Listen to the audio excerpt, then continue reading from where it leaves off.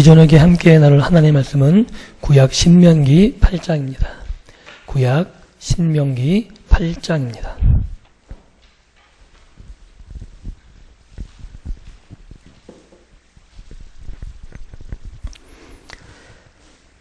구약 신명기 8장 11절에서 20절까지의 말씀입니다. 제가 가진 성경으로 구약 275면에 있습니다. 신명기 8장 11절에서 20절까지의 말씀입니다. 구약 신명기 8장 구약성경 275쪽입니다. 찾으셨으면 저와 여러분들이 함께 한 목소리로 봉독하겠습니다. 같이 읽습니다. 내가 오늘 내게 명하는 여호와의 명령과 법도와 규례를 지키지 아니하고 내 하나님 여호와를 잊어버리지 않도록 삼갈지어다. 내가 먹어서 배부르고 아름다운 집을 짓고 거주하게 되며 또 내 소와 양이 번성하여 내 은금이 증식되며 내 소유가 다 풍부하게 될 때 내 마음이 교만하여 내 하나님 여호와를 잊어버릴까 염려하노라. 여호와는 너를 애굽 땅 종되었던 집에서 이끌어내시고 너를 인도하여 그 광대하고 위험한 광야 곧 불뱀과 전갈이 있고 물이 없는 간조한 땅을 지나게 하셨으며 또 너희를 위하여 단단한 반석에서 물을 내셨으며 내 조상들도 알지 못하던 만나를 광야에서 내게 먹이셨나니 이는 다 너를 낮추시며 너를 시험하사 마침내 내게 복을 주려 하심이었느니라. 그러나 내가 마음에 이르기를 내 능력과 내 손의 힘으로 얻었다 말할 것이라. 내 하나님 여호와를 기억하라. 그가 내게 재물 얻을 능력을 주셨습니다. 이같이 하심은 내 조상들에게 맹세하신 언약을 오늘과 같이 이루려 하심이니라. 내가 만일 내 하나님 여호와를 잊어버리고 다른 신들을 따라 그들을 섬기며 그들에게 절하면 내가 너희에게 증거하노니 너희가 반드시 멸망할 것이라. 여호와께서 너희 앞에서 멸망시키신 민족들과 같이 너희도 멸망하리니 이는 너희가 너희 하나님 여호와의 소리를 청종하지 아니함이니라. 아멘. 오늘 우리가 살펴볼 이 신명기의 말씀은 제가 계속해서 이야기 드렸듯이 모세가 모압 평지에서 이제 이스라엘이 가나안 땅 들어가기 마지막 앞서서 광야 40년을 회고하면서 이스라엘 백성들에게 유언하는 장면이 모세의 신명기라고 이야기할 수 있습니다. 즉 가나안 땅에 들어가서 너희는 이렇게 살아야 된다. 또 이런 것들을 조심해야 된다라는 유언이자 마지막 당부가 이 모세 신명기 안에 담겨져 있습니다. 또한 이 신명기 전체를 관통하는 가장 중요한 핵심 주제를 하나 고르라고 한다면 기억하라예요. 너희는 여호와를 잊어버리지 말고 기억해라라는 것이 신명기 전체를 흐르는 가장 중요한 주제라고 이야기할 수 있습니다. 뭘 기억해내야 되냐면 너희는 하나님이 하신 일을 기억하라는 거죠. 하나님이 어떤 일을 하셨습니까? 선조에게 약속하셨고 믿음의 조상 아브라함을 부르시고 그에게 약속하신 그것들을 이루신 하나님, 성취케 하시는 하나님을 기억하라고 이야기하며 또한 애굽에서 종되었던 너희를 빼어내신 재앙을 이제까지 보지도 듣지도 못하는 재앙들을 일으켜서 너희를 구원하신 여호와를 기억하라고 이야기합니다. 또한 광야 가운데 구름과 불기둥으로 아무것도 먹을 것이 없는 상태의 그 광야에서 40년 동안 너희를 지키시고 보호하신 여호와를 기억하라고 이야기하고 있습니다. 왜 이렇게 기억하라고 이야기하냐면 기억을 통해서 믿음이 새로워질 수 있기 때문에 그렇습니다. 하나님이 하신 일들을 기억해야 하나님을 신뢰할 수 있고 또한 하나님을 신뢰할 수 있어야 하나님에 대한 약속의 말씀을 믿고 앞으로 전진해 나갈 수 있기 때문에 오늘 모세는 이스라엘 백성들을 향해서 하나님이 하신 일들을 기억하라고 계속해서 강조하고 있는 것입니다. 이제 이스라엘 백성은 모압 평지 가나안 땅 앞에 서 있다고 이야기를 드렸습니다. 이 가나안은 이스라엘 백성들에게 허락된 땅입니다. 이스라엘이 소유한 땅이 아닙니다. 그 땅은 흐르는 시내가 있고 풍성한 수확이 있는 땅입니다. 이제까지 40년 동안 이스라엘 백성들이 지내왔던 광야하고는 전혀 다른 환경. 광야에서는 죽음의 위험에 도살했지만 이제는 들어가서 정착할 수 있는, 하나님이 젖과 꿀이 흐른다고 약속하신 그 땅이 바로 눈앞에 있는 거죠. 그런데 그 땅은 풍요로움만 존재하는 땅은 아닙니다. 이제 이스라엘이 들어가야 될 이 가나안 땅은 풍요로움과 함께 부도덕한 종교, 하나님이 가장 싫어하시는 성적인 문제가 가장 심각한 종교가 중심이 되어 있는 곳이 가나안 땅이라고 이야기합니다. 광야에서는 하나님 중심이었지만 이제 들어가는 가나안 땅에는 하나님 외에도 바라볼 것이 많은, 즉 자기들을, 이스라엘을 유혹하는 유혹의 환경에 노출된 땅이 가나안 땅이라고 이야기할 수 있습니다. 그래서 오늘 모세는 이러한 이스라엘 앞에, 가나안 땅을 목전에 둔 이스라엘 앞에 그 위험에 대해서 경고하고 있는 겁니다. 이 말씀을 통해서 우리가 확인할 수 있는 건 성경은 굉장히 현실적이라는 거예요. 꿈과 낭만을 쫓지 않습니다. 막연한 환상을 심어주지 않습니다. 하나님이 약속하신 젖과 꿀이 흐르는 땅이 맞다. 그런데 그만큼 위험이, 너희들에게 유혹의 요소가 많다라고 이야기하는 거죠. 그래서 우리가 읽었던 본문 11절 12절에 불순종에 대한 경고가 나옵니다. 또한 12절 13절에는 물질주의에 대한 경고가 나오는 거죠. 14절에서 16절은 하나님을 잊어버리기 쉬운 것에 대한 지적이 나오고, 10절 18절에는 너희 스스로 이것을 다 이루었다고 생각하는 교만이 너희 가운데 팽배할 것이다 라고 이야기합니다. 그리고 마지막으로 19절 20절에서 결국은 그래서 너희가 하나님을 떠나게 될 것이다. 너희가 여호와를 기억하지 않으면 결국 마지막 종착지가 어디냐면 다른 신들에게도 가게 될 것이다 라고 이야기하고 있는 겁니다. 모세가 이야기한 이 경고의 메시지는 오늘 우리들에게도 동일하게 해당되는 이야기입니다. 이제 이스라엘은 변화의 시대에 살게 되어집니다. 그것도 아주 극심한 변화를 곧 겪게 될 것입니다. 광야에서 정착하는 곳으로, 위험의 요소에서 풍요의 땅으로 정착하게 되는, 하나님만 바라볼 수 있는 곳에서 이제 수많은 것들을 바라보면서 하나님이 선택의 요소가 될 수 있는 그런 위험한 곳으로 들어가게 되는 거죠. 오늘 이러한 변화가 우리의 삶에도 있지 않을까요? 어쩌면 이러한 변화는 매일매일 순간순간 경험하게 될지도 모릅니다.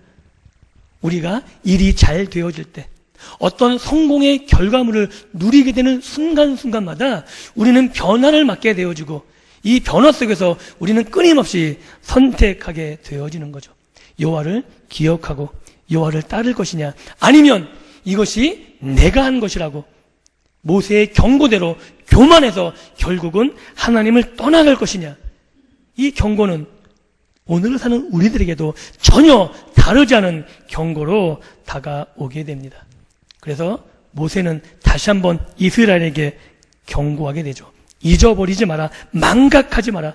그래서 뭘 잊어버리면 안 되냐면 14절 한번 읽어볼까요? 8장 14절. 8장 14절입니다. 같이 읽습니다. 시작. 내 마음이 교만하여 내 하나님 여호와를 잊어버릴까 염려하노라. 여호와는 너를 애굽 땅 종 되었던 집에서 이끌어내시고 구속하신 여호와를 잃어버린다는 거예요.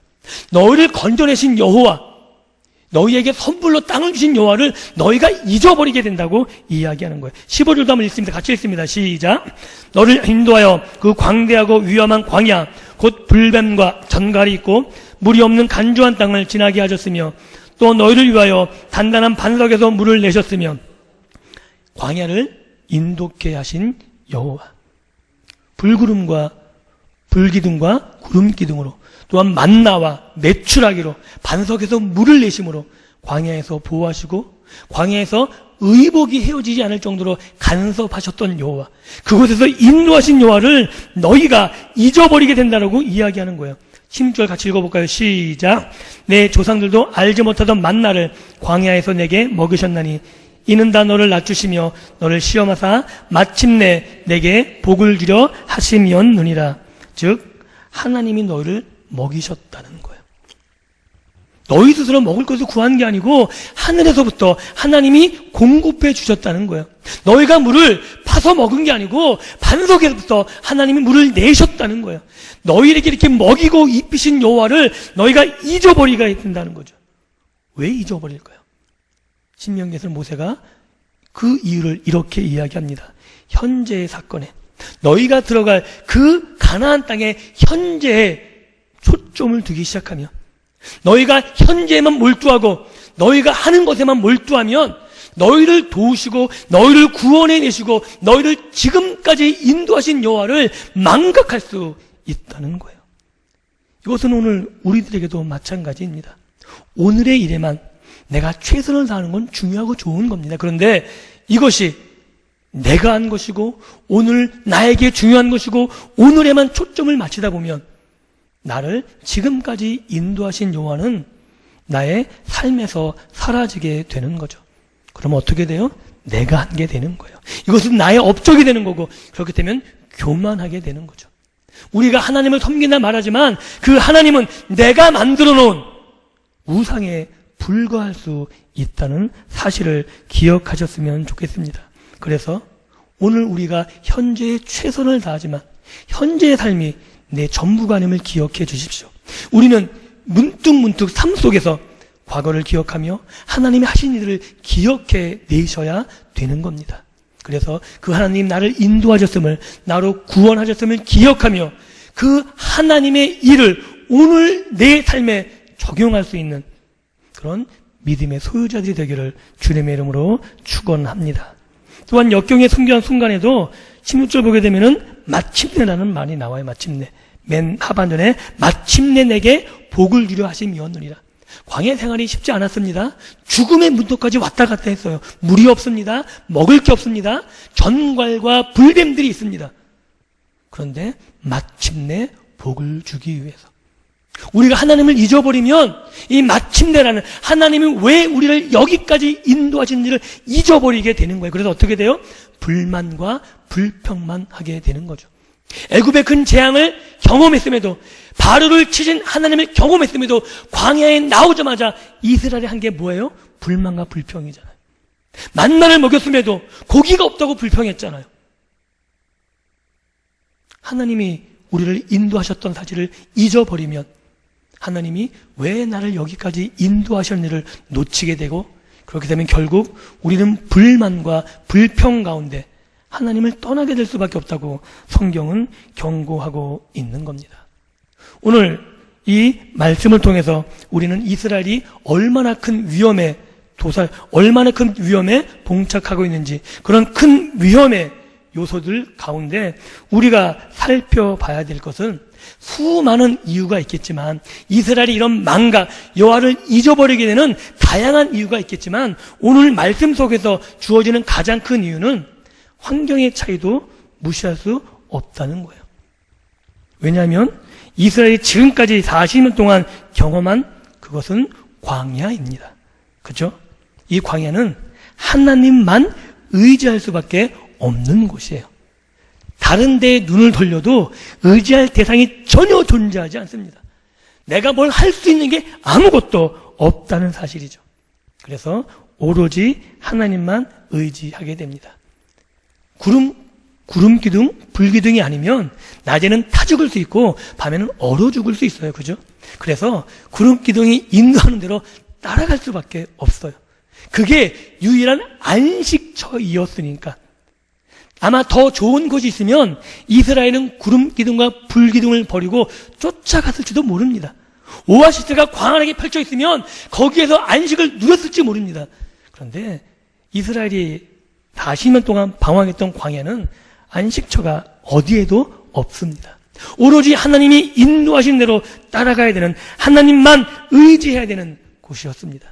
그런데 그곳에는 하나님이 직접 공급해 주심을 경험할 수 있었고, 즉 이것은 이스라엘 스스로 자기를 드러내는 자랑거리가 아니었다는 거죠.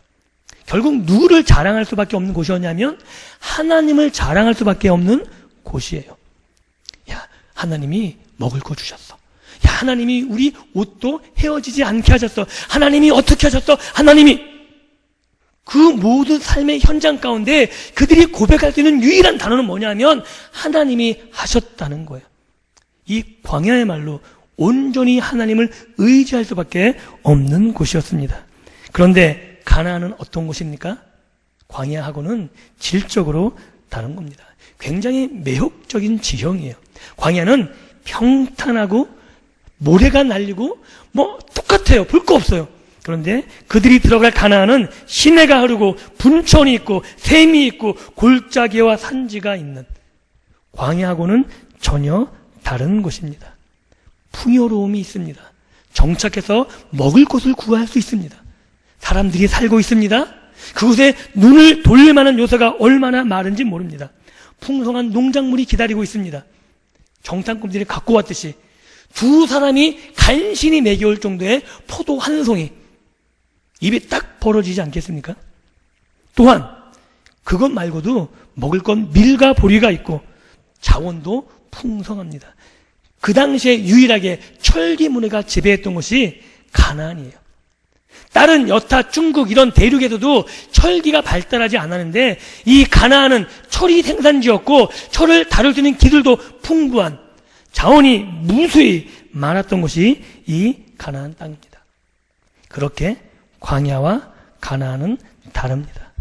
하나님 말고도 의지할 대상이, 의지할 물건들이 너무나 많은 거죠. 하나님이 먹이시는 게 아니라 이 땅의 소산을 기대할 수 있습니다. 하나님이 보호하시면서 이 땅의 무기를 가지고 내가 나를 막을 수 있다고 착각하게 만들 수 있습니다. 그곳에 있는 정착민들과 힘을 합해서 다른 어떤 것을 창출해낼 수도 있습니다. 가나안은 광야하고는 전혀 다릅니다. 그런데 이스라엘이 기억해야 했던 것은 하나님이 왜 이 가나안 땅으로 들여보내셨는가 하는 거였죠. 하나님이 이스라엘을 가나안 땅으로 인도해 들으신 목적은 이스라엘 백성들이 하나님이 이 가나안 땅을 자신이 스스로 취해서 노력으로 취한 게 아니라 하나님의 선물로 취하게 된, 즉 하나님의 선하고 인자하심을 인식해 하기 위해서 가나안 땅으로 이들을 들여보내주셨습니다.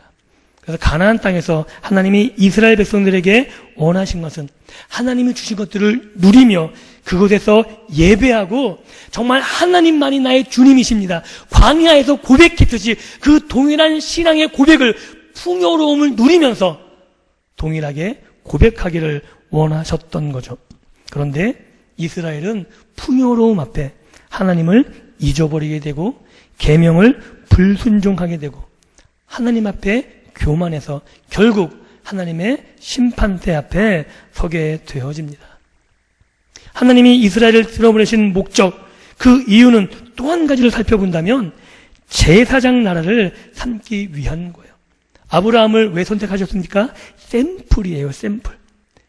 아브라함을 통해서 세계 열국 모든 족속이 복을 얻게 하기 위해서, 즉 이스라엘을 가나안 땅에 들임으로 이스라엘을 통해서 가나안 지역을 포함해서 전 세계로 하나님의 복이 흘러 넘치기를 원하셨던 거예요. 즉 하나님과 열방을 연결하는 나라, 열방을 거룩하게 하는 나라, 이스라엘이 거룩해짐으로 말미암아 이스라엘과 같이 거룩한 나라를 만들어가게 하는 하나님의 원대한 뜻이 계셨지만 이 일을 위해서 하나님이 이스라엘을 택하시고 이스라엘에게 복을 주셨는데, 그래서 가나안을 선물로 주셨는데 이스라엘은 이 이유를 망각해 버렸습니다.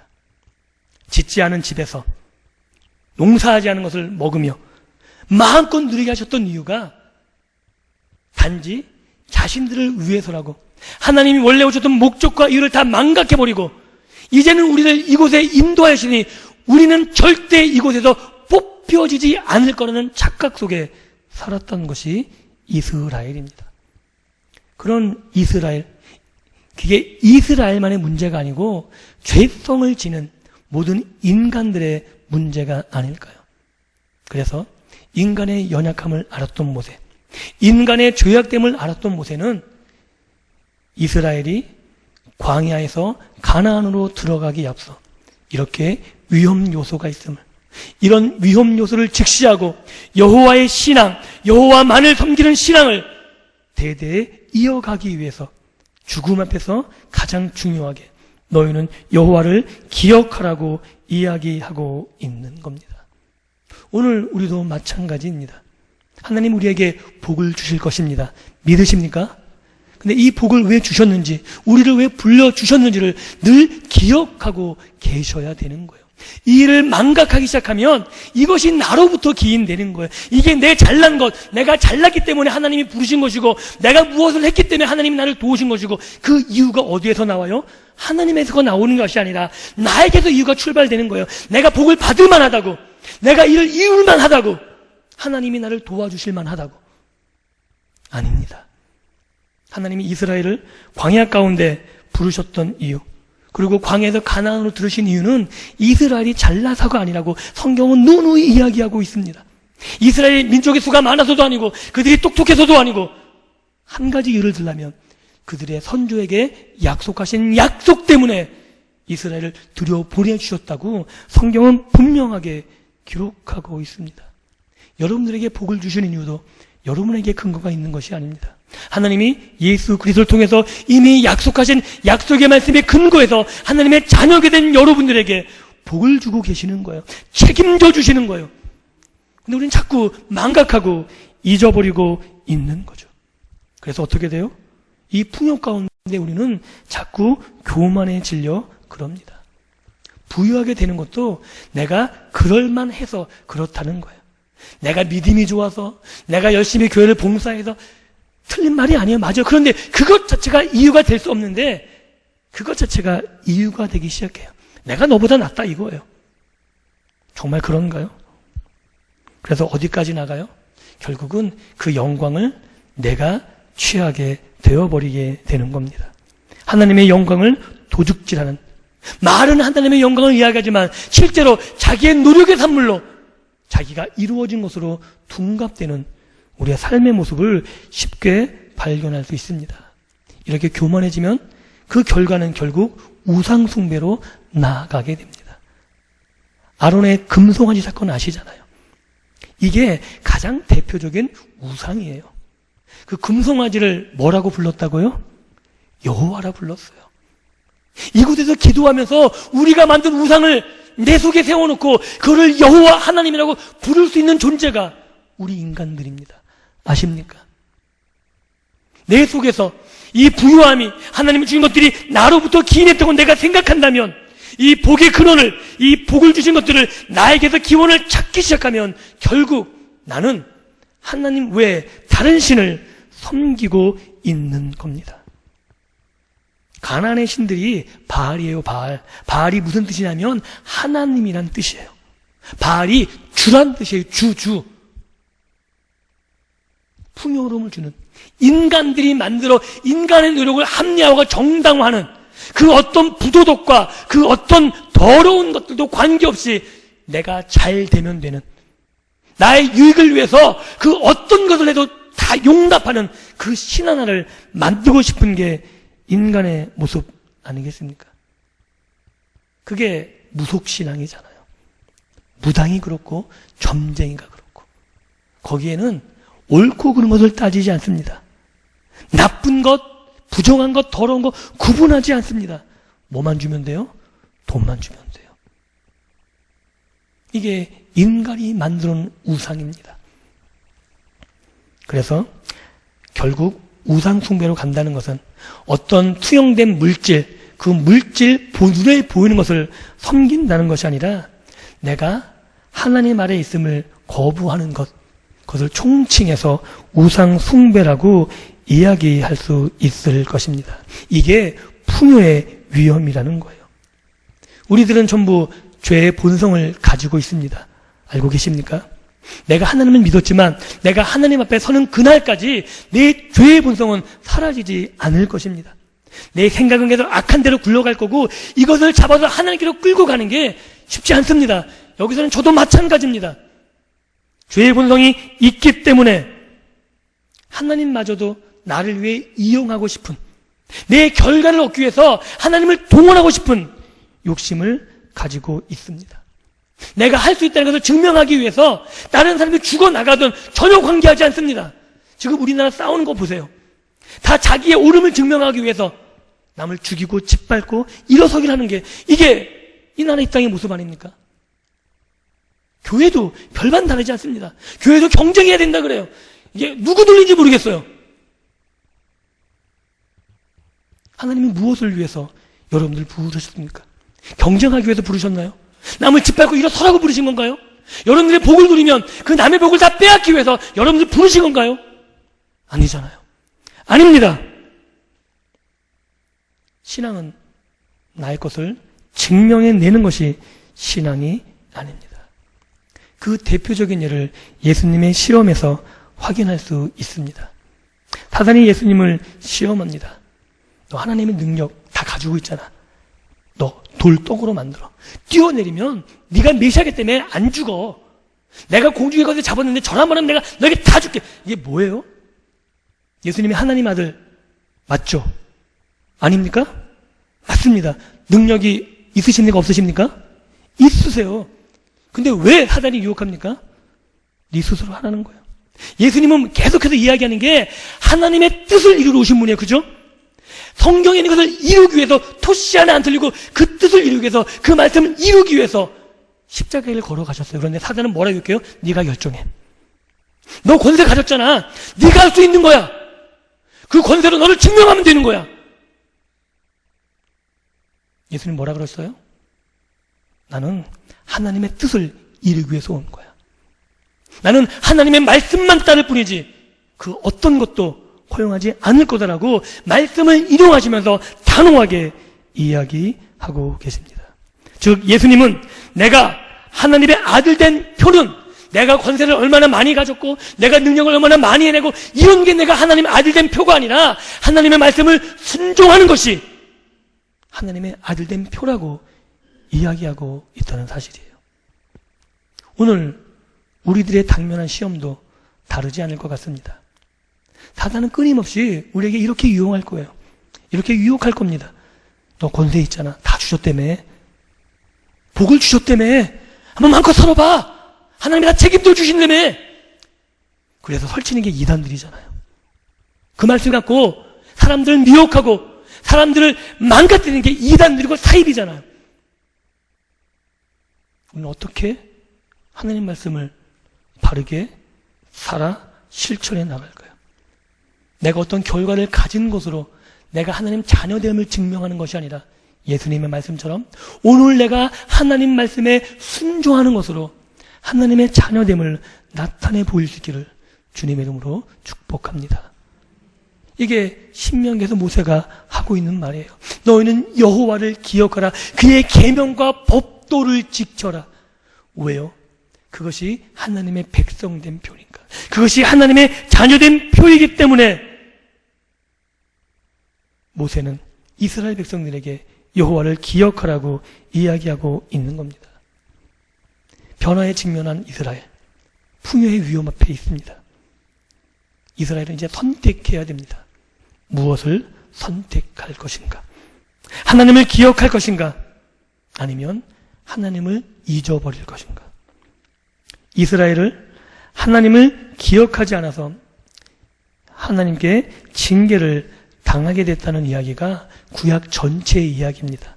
아십니까?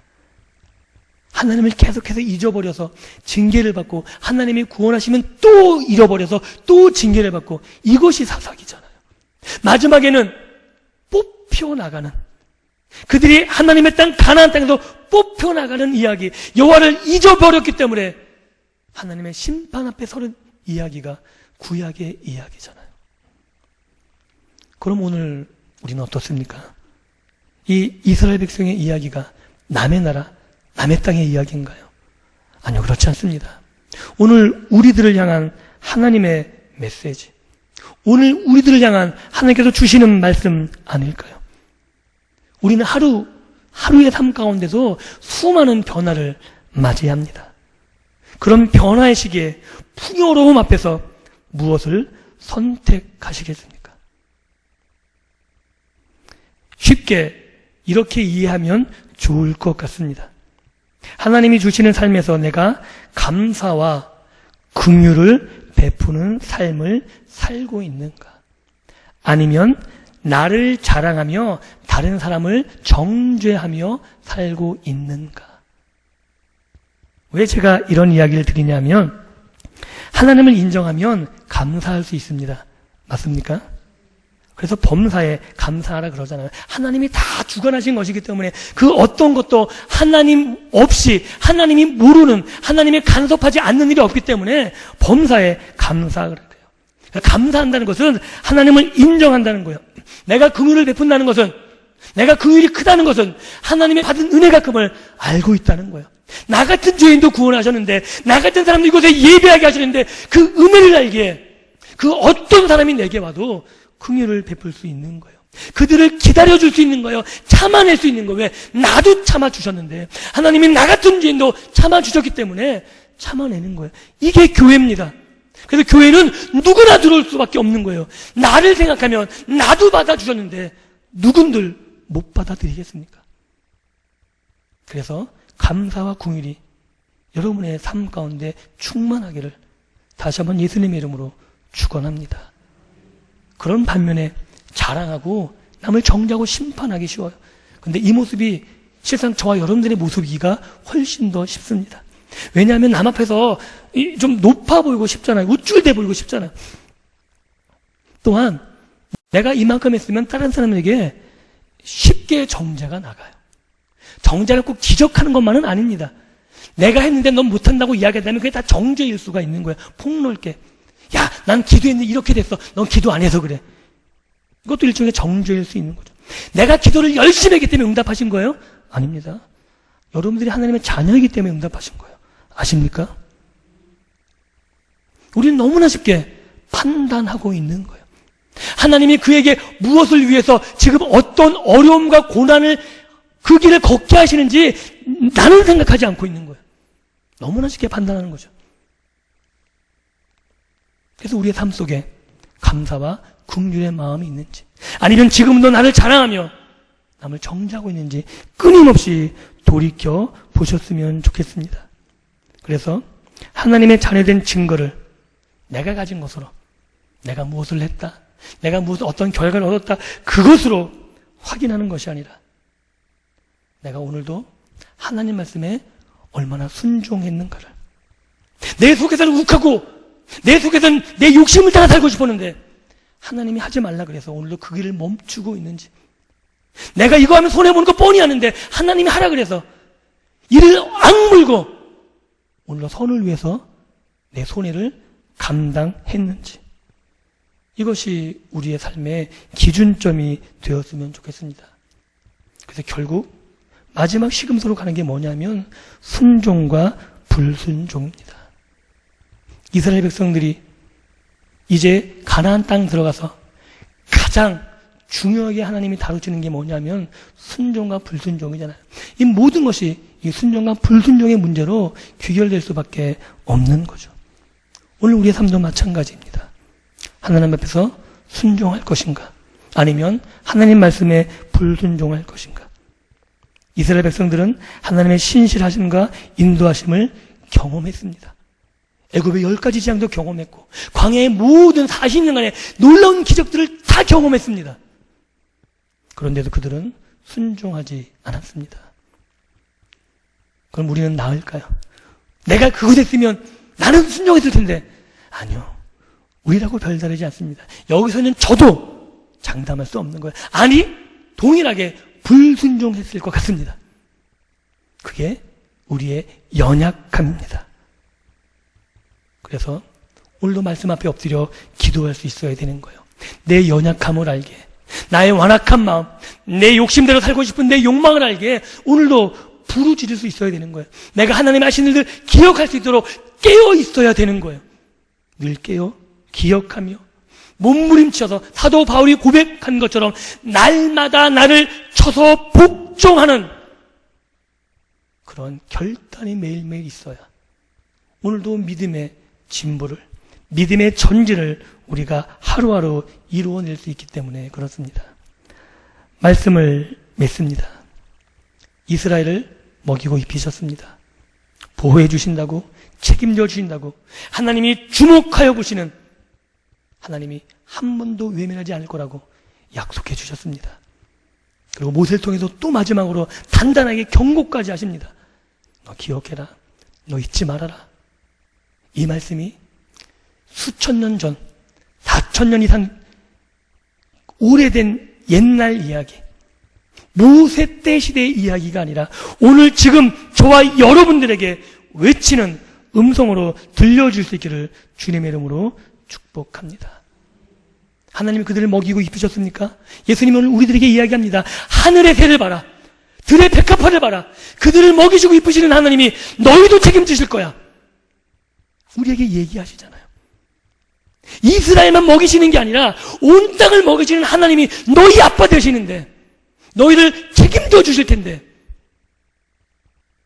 하나님이 오늘 우리의 아버지 되심을, 나의 아버지 되심을 고백하시며 지금까지 나를 여기까지 인도하신 하나님을 기억하고 그 하나님의 인도하심을 받아 오늘도 인도하신 하나님이 내일도 인도하심을, 우리의 평생을 인도하심을 믿고 그 하나님 앞에 영광을 돌리며 그 하나님의 이름을 높이며 겸손하게 주의 길을 끝까지 경주해가는 저와 여러분들의 믿음의 삶이 되어지기를 다시 한번 주님의 이름으로 축원드립니다. 기도합니다. 하나님 감사합니다. 우리 어리석음을 주 앞에 고백합니다. 늘 내 욕심을 쫓아 사는 어리석은 모습을 주여 불쌍히 여겨주시고 하나님은 책임져 주시겠다고 말씀하시는데, 하나님이 이 모든 것들을 다 더하여 주시겠다고 말씀하셨는데 오늘도 내 힘으로 아웅다웅하며 몸부림치는 어리석음이 우리 앞에 있습니다. 우리를 하나님의 자녀 삼아 주셨다고, 너는 말씀을 지키며 그 말씀을 순종할 때 하나님이 다 주시겠다고 말씀하셨는데 오늘도 내 힘껏 살아보겠다고 하나님 없이 힘쓰는 우리들의 어리석음을 용서하시고 지금까지 나를 인도하신 하나님, 여기까지 인도하신 하나님이 내 평생을 책임져 주심을 믿고 하나님 말씀을 지키는, 하나님의 규례와 법도를 지키는 믿음의 백성들 되게 하여 주옵소서. 하나님이 주시는 복을 누리며 우리가 수고하지 않은 것을 누리며 하나님이 나와 함께 하심을 감사하며 많은 사람들에게 하나님의 영광을 높일 수 있는 믿음의 복된 삶 살다가 주 앞에 서게 하여 주옵소서.